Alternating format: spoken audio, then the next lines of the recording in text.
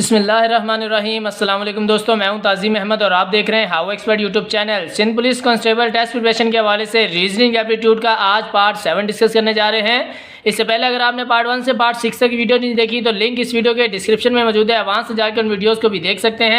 आज का पार्ट शुरू करने से पहले छोटी सी रिक्वेस्ट है, अगर आपने अभी तक वीडियो को लाइक नहीं किया, वीडियो कर लें लाइक, चैनल को कर लें सब्सक्राइब, बेल आइकन पे जरूर प्रेस करें ताकि इस सीरीज के बाकी आने वाले पार्ट भी टाइम टू टाइम आपको मिलते रहें। तो पार्ट 7 का क्वेश्चन नंबर 1 है हमारे पास आज। What must be added to each term of the ratio 2:5 so that it may equal to 5:6। अब यहाँ पे क्वेश्चन में कहा जा रहा है वो कौन सा नंबर हम ऐड करेंगे दोनों टर्म में, 2:5, 2 में भी और 5 में भी, तो वो इक्वल आ जाता है 5:6 के। अब यहाँ पे हमें वो नंबर पता नहीं है तो हम क्या करते हैं कि लेट द नंबर, हम वो नंबर लेट कर लेते हैं कि लेट द नंबर x, वो नंबर जो है वो x है।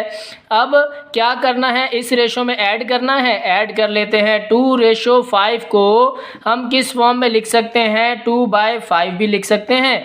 2:5 को हम 2/5 भी लिख सकते हैं, दोनों का मतलब एक ही है। हमें क्वेश्चन में कहा गया कि इसमें ऐड करना है, हमने वो नंबर ऐड कर दिया, 2 में भी 5 में भी, ईच टर्म दोनों में ऐड कर दिया।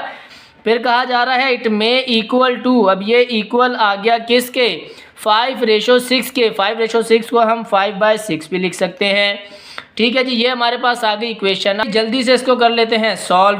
5 + 6 यहाँ पे डिवाइड हो रहा है, इक्वल्स टू के उस तरफ जाएगा तो 5 से हो जाएगा मल्टीप्लाई, ये वैल्यू आ जाएगी यहाँ पे 5 + 6। ठीक है जी, 5 + x, और यहाँ पे क्या है 6 डिवाइड हो रहा है, इक्वल्स टू के उस तरफ जाएगा तो हो जाएगा मल्टीप्लाई किससे, 2 + x से, ये हो गया प्लस। अब हमने क्या करना है, मल्टीप्लाई कर लेना है। 6 2 जार हो गया 12, प्लस 6 को x से मल्टीप्लाई किया 6x, और यहाँ पे 5 5 जार 25 और प्लस x ऐसे ही आया। अब यहाँ पे दोस्तों x वाली वैल्यू को हम अलग कर लेंगे। यहाँ पे 6x है, यहाँ पे x प्लस हो रहा है, इक्वल्स टू के इस तरफ आएगा, हो गया माइनस। यहाँ पे क्या बचा 25, 12 यहाँ पे प्लस हो रहा है, जिसके साथ कोई साइन नहीं है तो प्लस का साइन है, इक्वल्स टू के इस तरफ आएगा तो हो जाएगा माइनस। 6x माइनस x हमारे पास हो गया 5x is equals to 25 minus 12 करेंगे तो बचेगा हमारे पास 13। दोस्तों यहाँ पे 5x आएगा, सॉरी यहाँ पे हम थोड़ी सी मिस्टेक करेंगे, 5 × x 5x हो जाएगा, यहाँ पे भी 5x हो जाएगा, और 6x और ये 5x जब यहाँ आएगा तो माइनस का 5x हो जाएगा। अब क्योंकि 6x माइनस 5x करेंगे तो हमारे पास सिर्फ x बचेगा, यानी कि 1x बचेगा। x इज इक्वल्स टू 13, तो 13 वो नंबर है जिसको हम ऐड करेंगे इसमें तो हमारे पास 5:6 आ जाएगा। ये हमारा हो गया आंसर। नेक्स्ट क्वेश्चन में चलते हैं। क्वेश्चन नंबर 2 है हमारे पास। Which number is wrong in the following. अब इस सीरीज में कौन सा नंबर है जो रॉन्ग है वो हमने पिक करके आंसर बताना है। हम फौरन से सीरीज में देख लेते हैं सीक्वेंस क्या चल रही है। 1 में हम 1 और 2 में डिफरेंस है कि +1 करेंगे तो 2 आता है, और 2 में +3 करेंगे तो हमारे पास 5 आता है। 5 और 6 में क्या डिफरेंस है, +1 करेंगे 6 आता है। 6 और 9 में क्या डिफरेंस है, 6 में +3 करेंगे तो 9 आता है। 9 और 10 में क्या डिफरेंस है, 9 में +1 करेंगे तो 10 आता है। 10 और 13 में क्या डिफरेंस है, +3 करेंगे तो 13 आता है। अब 13 और 14 में क्या डिफरेंस है, 13 में +1 करेंगे तो 14 आता है। अब 14 और 16 में क्या डिफरेंस है, 14 में +2 करेंगे, +2 करेंगे तो 16 आता है। जबकि सीक्वेंस क्या चल रही है, +1 +3 +1 +3 +1 +3 +1, तो यहाँ पे भी क्या +3 आना चाहिए था, लेकिन ये जो 2 है यहाँ पे ऐड होके 16 आ रहा है, तो ये हमारा 16 जो है वो रॉन्ग आंसर है। यहाँ पे 17 होना चाहिए था। फिर 17 में हम +1 करेंगे तो हमारे पास 18 आ जाएगा, तो 18 वैल्यू सही है, लेकिन 16 यहाँ पे रॉन्ग है। तो ऑप्शन में बी जो है 16 ये हमारा करेक्ट आंसर होगा। नेक्स्ट क्वेश्चन में चलते हैं। क्वेश्चन नंबर 3 है हमारे पास। A father is 36 year old and his son 16 years. In how many years will the father be twice as old as his son? Question में कहा जा रहा है फादर की एज बताई गई है। हम यहाँ पे लिखते हैं फादर की एज क्या बताई गई है, 36 ईयर, और सन की एज बताई गई है 16 ईयर, तो हम यहाँ लिख देते हैं 16 ईयर। नेक्स्ट स्टेटमेंट है in how many years will the father be twice as old as his son. कितने सालों में फादर जो है वो सन का ट्वाइस हो जाएगा फादर की एज। तो अगर हम यहाँ पे इसको डबल करना चाहते हैं तो अगर 36 में +4 करें, 36 + 4 क्या होता है 40 हो जाता है। 4 यहाँ ऐड किया तो 4 यहाँ भी ऐड कर देते हैं। 6 + 4 हो गया हमारे पास 20। तो ये सन की एज आ गई 20 और डबल एज आ गई फादर की 20 से, कितनी हो गई 40। तो 4 ईयर यानी कि 4 नंबर, ये 4 ईयर हमारा आंसर हो जाएगा कि अगर 4 ईयर हम इसमें फादर की एज में ऐड करें तो ये अपने बेटे के एज का डबल हो जाएगा। ये 4 असल में हमारा आंसर होगा। इस तरह से कुछ शॉर्ट ट्रिक्स आपने दिमाग में जो है थोड़ा क्रिएटिव माइंड बना के आंसर को निकाल लेना होता है। नेक्स्ट क्वेश्चन पे चलते हैं। तो क्वेश्चन नंबर 4 है हमारे पास JELHOLSQ ? दोस्तों ये थोड़ा क्वेश्चन क्योंकि बच्चों के जो है वो हाथ में रजिस्टर चला गया है तो इसमें थोड़ी सी हो गई है ख़राबी, लेकिन हम क्वेश्चन को समझ लेते हैं। ऑप्शन में समझ में आ रहे हैं XW, WX, VW और VX। अब दोस्तों क्योंकि ये अल्फ़ाबेटिकली जो है वो सीक्वेंस है तो हमने इसमें भी रिलेशन निकालना है कि क्या इसमें रिलेशन है। JELH हमने क्या करना है, पहले लेटर से पहले लेटर का डिफरेंस देखना है। तो हम यहाँ J और L के दरमियान में डिफरेंस देख लेते हैं क्या है। J के बाद आता है K और K के बाद आता है L। इसी तरह आप E को देखेंगे, E क्योंकि सेकंड नंबर है तो हम इसके भी सेकंड नंबर H के पास जाएंगे। तो E के बाद आता है F, F के बाद आता है G और G के बाद आता है H।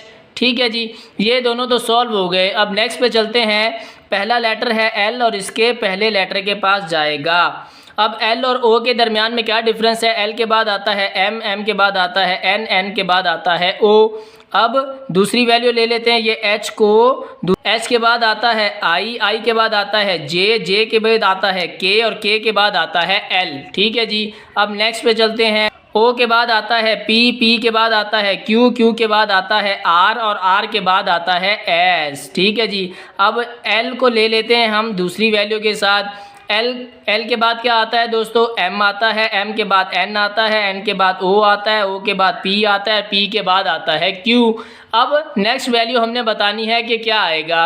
अब हमने सीक्वेंस में सीरीज़ देखनी है। अब हमने सीरीज़ में सीक्वेंस देखना है क्या चल रहा है। पहले लेटर से पहले लेटर में के सिर्फ एक लेटर का डिफरेंस था और सेकंड लेटर से सेकंड लेटर में पहले 2 लेटर का डिफरेंस था।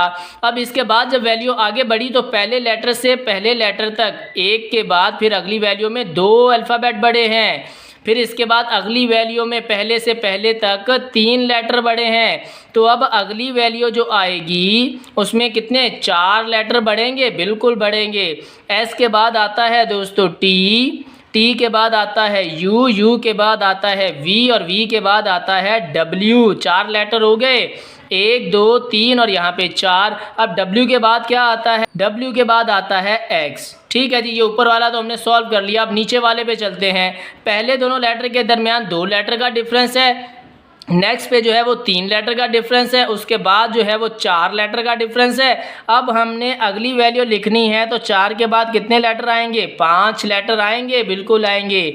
Q के बाद आता है दोस्तों R, R के बाद आता है S, S के बाद आता है T, U, V और ये हो गए 5 लेटर। V के बाद आता है W, तो XW। ऑप्शन में देखेंगे कि XW है, ये XW है ऑप्शन ए में, तो यही हमारा आंसर हो जाएगा। XW हमारा राइट आंसर हो गया। नेक्स्ट दोस्तों क्वेश्चन नंबर 5 है।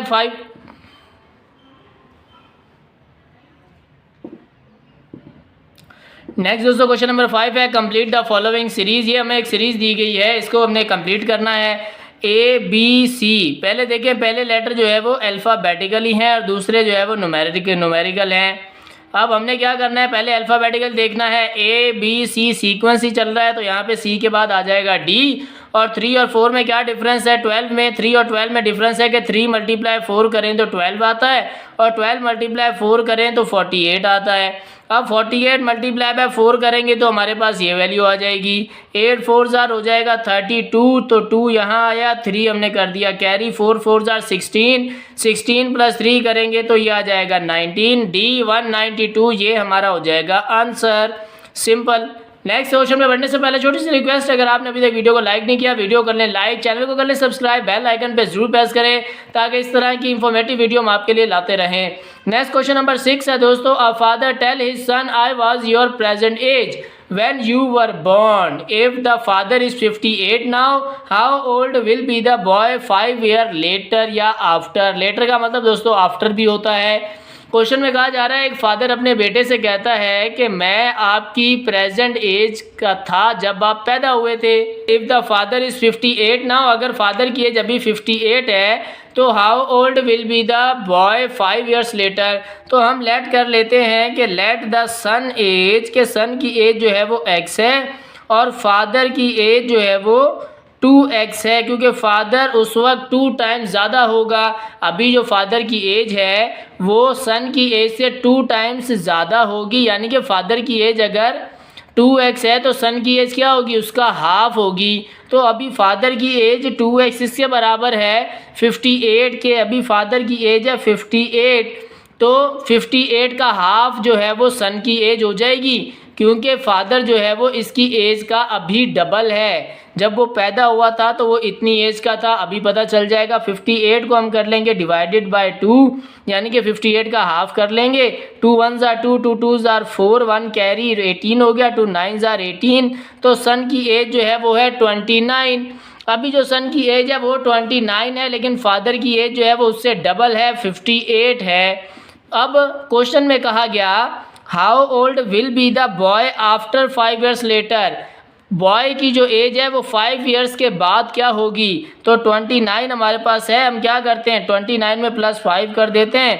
29 + 5 हो गया 34, ये हमारे पास हो गया आंसर। ये सन की एज ही पूछी गई थी इसमें कि बॉय की एज बताएं, तो ये बॉय की एज आ गई 34। ऑप्शन में है 20 34, ये रहा 34, बी ऑप्शन हमारा इसमें करेक्ट हो जाएगा। नेक्स्ट क्वेश्चन पे चलते हैं। क्वेश्चन नंबर 7 है हमारे पास, add half of 3/5 to a quarter of 3/4 and express the answer in decimal.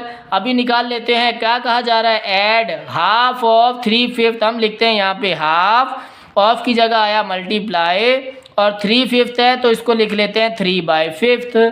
ठीक है जी। आगे क्या है, टू अ क्वार्टर ऑफ, किससे ऐड करना है,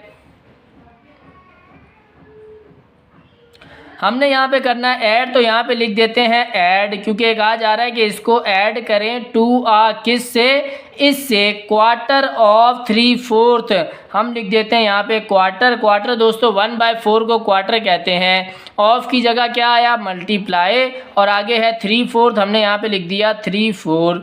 ये आ गई हमारे पास वैल्यू इक्वेशन, इसको हम कर लेते हैं सॉल्व।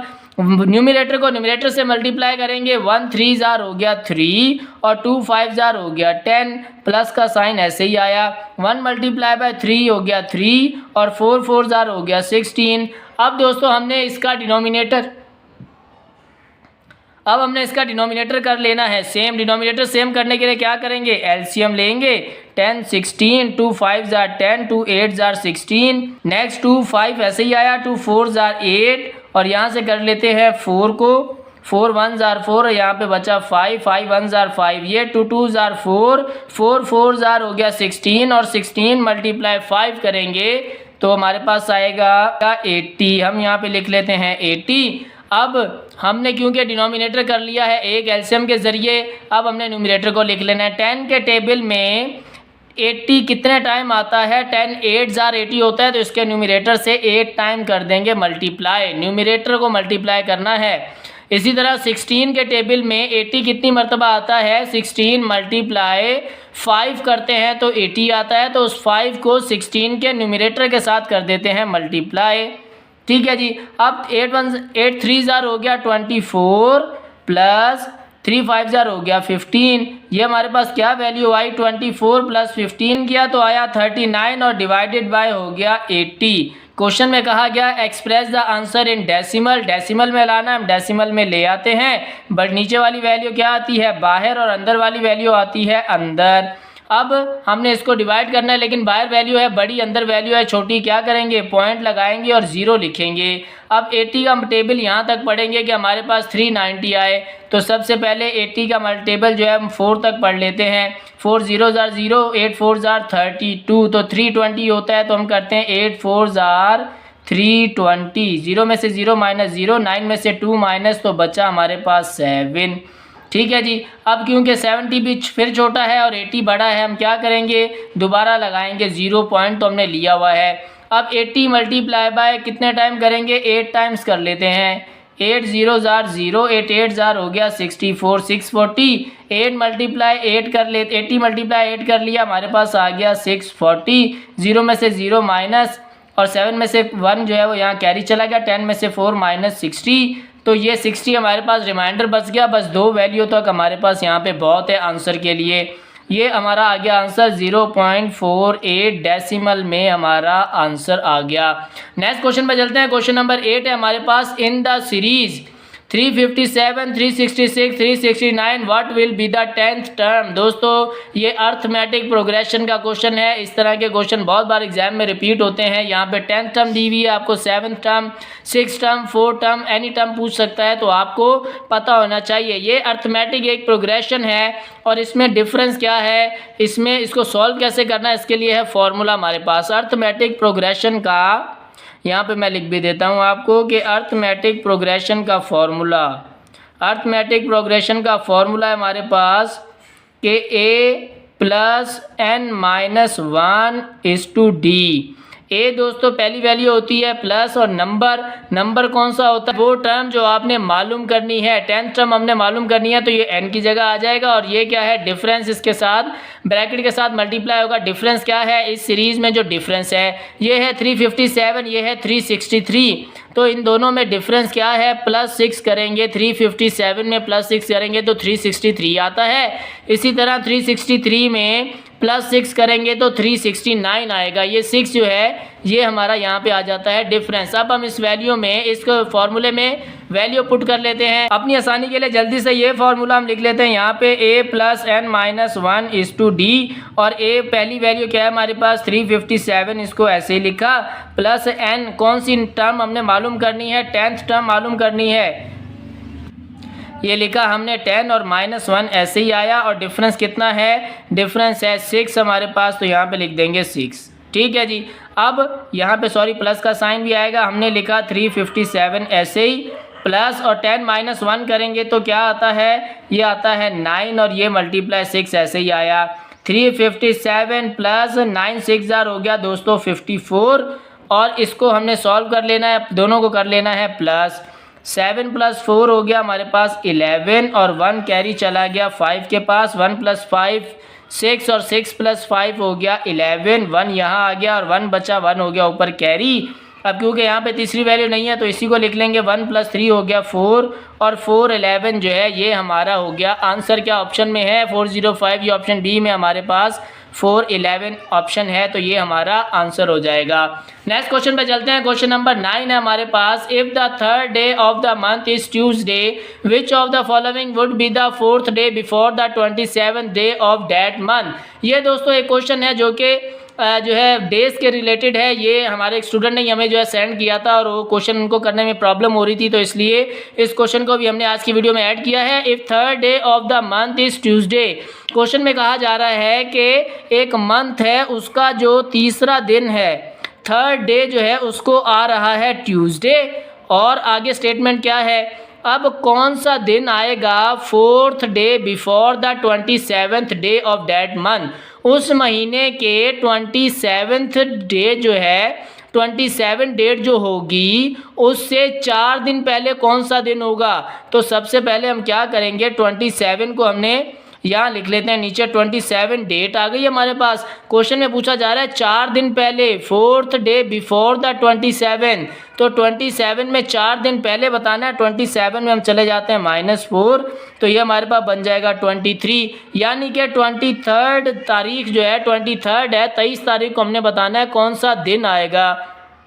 3 तारीख को हमारे पास आ गया ट्यूसडे। अब जब 10th आएगी हमारे पास, 10th डेट आएगी तो क्या आएगा, दोबारा ट्यूसडे आएगा 10th डेट को। ठीक है जी। अब नेक्स्ट जो है वो 17th डेट को ट्यूसडे आएगा, ऐसा ही है। ये हमने लिखा 27th डेट को, 17th डेट को सॉरी ट्यूसडे आ गया। अब 2017 के पास हम पहुंच गए हैं तो हम जल्दी से बाकी भी चले जाते हैं। 17 को ट्यूसडे आ गया, हम लिख लेते हैं यहाँ पे 18, 19, 20, 21, 22, 23। अब नीचे क्या डेज लिख लेते हैं। ये क्या था, ट्यूसडे था। ट्यूसडे के बाद आता है Wednesday, Thursday, Friday, Saturday, Sunday और ये हो गया मंडे। यानी कि 23rd डेट को मंडे का दिन आता है। ये हमारा हो गया करेक्ट आंसर। इस तरह के दोस्तों रीजनिंग एप्टीट्यूड के क्वेश्चन में आपको ये क्वेश्चन दिए जाएंगे। आपको इन क्वेश्चन की करनी है प्रैक्टिस, ताकि क्वेश्चन किसी भी तरह घुमा फिरा कर दिया जाए, आप सिर्फ क्वेश्चन को समझ सकें, समझ के उसको सॉल्व कर सकें। नेक्स्ट और इस वीडियो का लास्ट क्वेश्चन, क्वेश्चन नंबर 10, जिस तरह के हमेशा के लिए आपसे लिए होमवर्क में है, कंप्लीट द सीरीज 5, 26, 24, 7, 28 और 2 ब्लैंक दी गई हैं। अब ये सीक्वेंस आपने ये सीरीज सॉल्व करके मुझे बताना है कि इसका आंसर क्या आया है। कमेंट सेक्शन में इंशाल्लाह मैं उसको ज़रूर एड्रेस करूंगा। ये थी दोस्तों आज की वीडियो। उम्मीद करते हैं आज की वीडियो आपको इन्फॉर्मेटिव लगी होगी। वीडियो अच्छी लगी हो वीडियो कर लें लाइक, चैनल को कर लें सब्सक्राइब, बेल आइकन पर जरूर प्रेस करें ताकि इस सीरीज़ के बाकी आने वाले पार्ट भी टाइम टू टाइम आपको मिलते रहे।